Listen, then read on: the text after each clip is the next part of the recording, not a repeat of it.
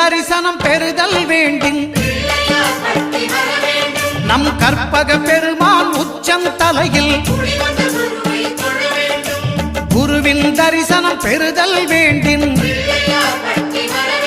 நம் கற்பக பெருமான் உச்சந்தலையில் ஆலமர் செல்வன் அவனது பார்வை தடைகளை நீக்கி வளம் பெருக்கும் நம் கணபதி சிரத்தை காண்கிற மங்கையர் மாங்கல்ய பலமே திடமாகும்.